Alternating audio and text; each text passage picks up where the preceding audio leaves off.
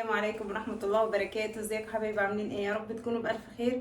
النهارده ان شاء الله وصفة جديدة من مطبخ وصفتك مع نهى. يلا نروح نشوف هنعملها مع بعض. اللي معايا النهارده معايا 4 بيضات بحرارة المطبخ، تمام. ومعايا كمان نص كوباية من الحليب، نص كوباية من الزيت، معلقة كبيرة من الخل، ومعايا كوباية من السكر، ومعايا فانيليا وكيس بيكنج باودر. اول حاجة هنبدأ بيها دلوقتي هنضيف الفانيليا على البيض، تمام كده.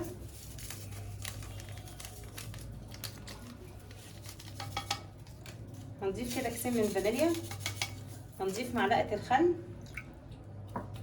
هنضيف كوبايه من السكر.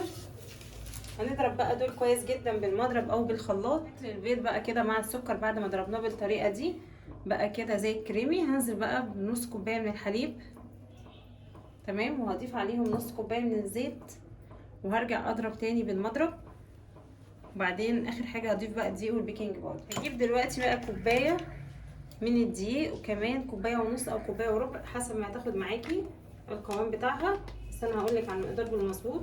هنضيف دلوقتي كيس البيكنج باودر، وطبعا لازم تنخلي الدقيق مع البيكنج باودر.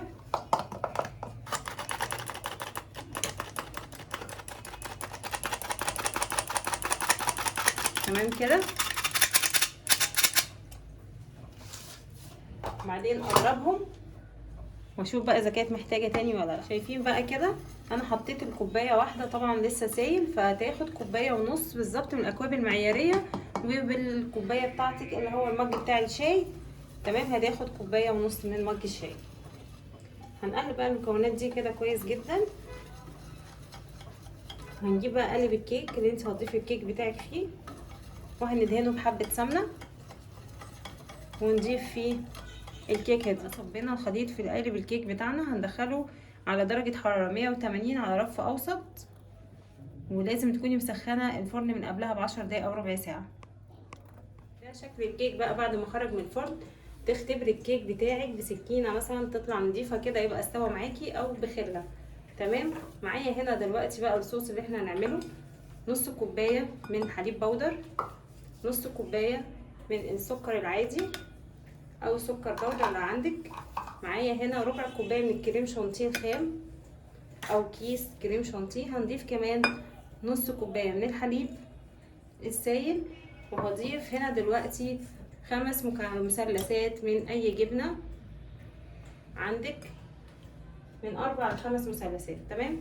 هنضرب بقى المكونات دي كلها مع بعض وارجع لكم تاني ونشوف هنعمل شكل الكيك بقى بعد ما حطينا الصوص وضربناه كده في الخلاط مع بعض. طبعا ضفت هنا حبه كده من اي نوع مكسرات عندك، انا ضفت حبه كده في الجناب، وهنضيف حبه صغيرين كده من فوق،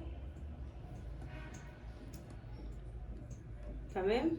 طبعا عايزه اقول لك الصوص ده حلو جدا جدا جدا. اتمنى بقى ان انتوا تجربوا الوصفه دي وتعجبكم. ما تنسوش تعملوا لايك وشير وتشتركوا في القناه علشان يوصلكم كل جديد.